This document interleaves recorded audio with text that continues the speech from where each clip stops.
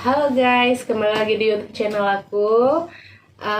Apa kabar kalian semua? Semoga sehat walafiat ya guys. Oke, hari ini aku akan bercerita tentang perjalanan sejarahnya tuh Masjid Raya Baitur Rahman. Dari mula masjid dibangun pertama kali sampai dengan tsunami, sampai dengan ada tragedi dengan Belanda juga, dan sampai saat ini Masjid Raya berdiri kokoh ya guys. Jadi tanpa berlama-lama kita lanjut ke videonya. Tapi sebelum kita lanjut ke videonya, jangan lupa like, subscribe, dan komen ya guys. Masjid Raya Baitur Rahman Banda Aceh ialah masjid kebanggaannya orang Aceh dan kini menjadi salah satu objek wisata yang paling digemari wisatawan luar apabila berkunjung ke Banda Aceh. Masjid ini sangat bersejarah yang telah ada sejak era kejayaan Kesultanan Aceh dan bertahan hingga saat ini. Masjid ini telah melalui berbagai macam hal, mulai dari tragedi pembakaran oleh kolonial Belanda pada tahun 1873 sampai hantaman tsunami di akhir 2004. Masjid Raya Baitur Rahman pertama kali dibangun di era Kesultanan Aceh. Bagian atap masjid ini dibuat sesuai dengan ciri khas masjid-masjid di Indonesia pada masa itu, ialah atap 5 bersusun 4. Terdapat dua versi sejarah mengenai riwayat pembangunan masjid ini. Sebagian sumber mengatakan masjid ini didirikan pada 1292 Masehi oleh Sultan Alauddin Johan Mahmud Shah.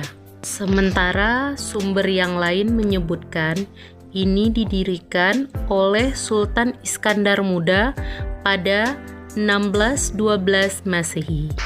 Dalam perjalanannya, masjid ini pernah dibumi hanguskan oleh Belanda saat serangan ke kota raja Banda Aceh pada 10 April 1873. Runtuhnya bangunan masjid memicu masyarakat untuk melakukan perlawanan.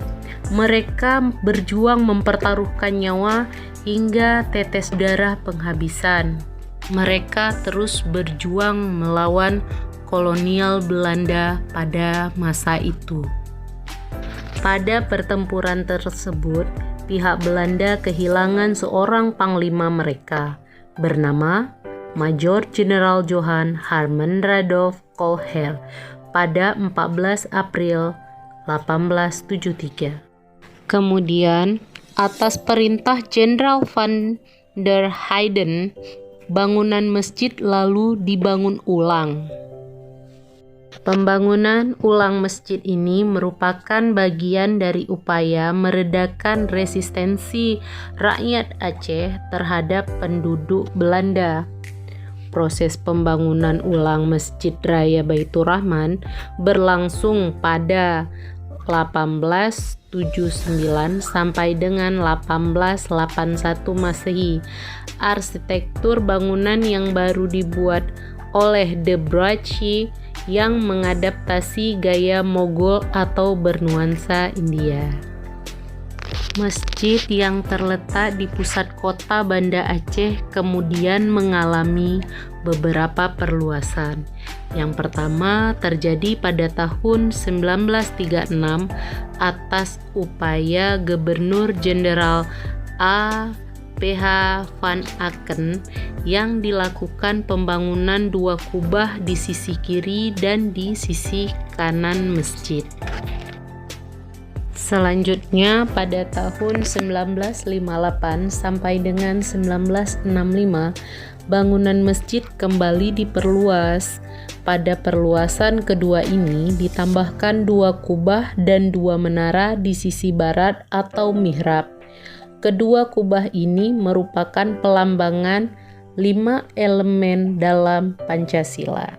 Pada tahun 1992 dilakukan pembangunan dengan penambahan 2 kubah dan 5 menara. Selain itu dilakukan perluasan halaman masjid sehingga total luas area masjid saat ini menjadi 16.070 meter persegi. Saat terjadinya gelombang tsunami setinggi 21 meter menghantam pesisir Banda Aceh pada 26 Desember 2004. Masjid ini termasuk bangunan yang selamat meskipun terjadi kerusakan di beberapa bagian masjid. Upaya renovasi pasca tsunami menelan dana sebesar 20 miliar rupiah. Dana tersebut berasal dari bantuan dunia internasional, antara lain Saudi Charity Campaign.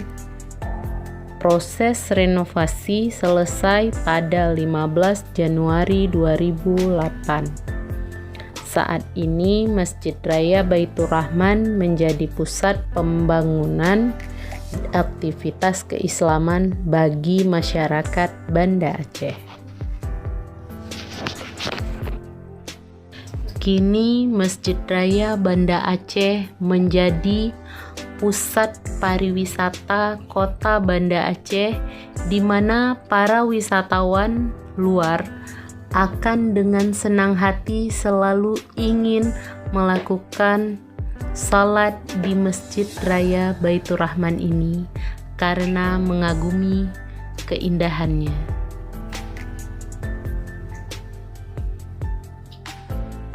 Guys, jadi itulah cerita sejarahnya perjalanan Masjid Raya ya guys. Dari dia pertama dibangun, terus sempat dibumi hanguskan dengan Belanda, hingga dibangun ulang, menjalani perluasan tanah sampai dengan terjadinya tragedi tsunami, dan pada akhirnya sekarang